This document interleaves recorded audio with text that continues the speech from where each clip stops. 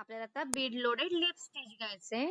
तर आपण काय केलं, इथे हा पानाचा आकार काढून घेतला आहे आणि त्याच्यामध्ये एक लाईन दिली आहे. तर आपल्याला काय करायचंय, हे जे आपले बीड आहेत ना ते घ्यायचे आहेत आणि आपला नॉर्मल कॉटनचा धागा घ्यायचा आहे आणि पकडायची प्रोसेस आपली सेम असणार आहे.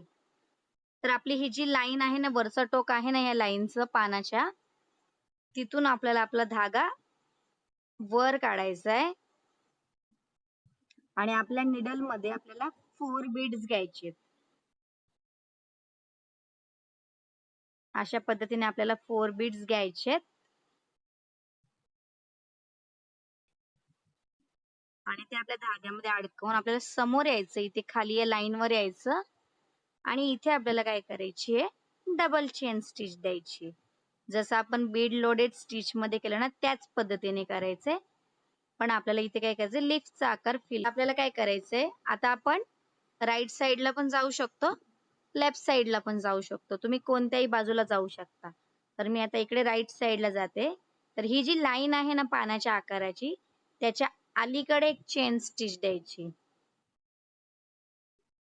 अलीकडे एक चेन स्टिच द्यायची आणि आपली ही जी लाईन आहे ना लाईन, त्या लाईन वर एक चेन स्टिच द्यायची आणि पुन्हा आपल्याला काय करायचे, आपले 4 बीड्स ऍड करायचे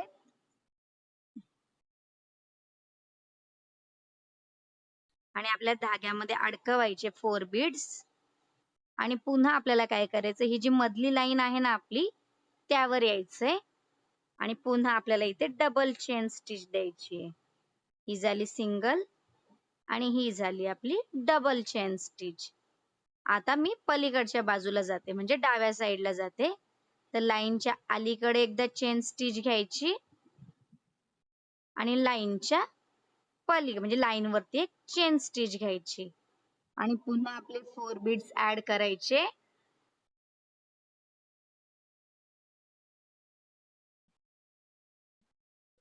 पुन्हा आपले 4 बीड ऍड करायचे आणि पुन्हा आपल्या मध्ये लाईन वर यायचं, मिडल वर आणि इथे डबल चेन स्टिच द्यायची. आता हीच प्रोसेस आपली शेवटपर्यंत राहणार आहे. आपला आता एक right side left side, right side left side असं करून आपल्याला पूर्ण हा जो पानाचा आकार आहे तो फिल करायचा आहे. तर इथे लाईनच्या अलीकडे एक चेन स्टिच आणि पुन्हा लाईन वर एक चेन स्टिच द्यायची आणि पुन्हा 4 बीड ऍड करायची. हीच प्रोसेस आपल्याला शेवटपर्यंत करायची आहे.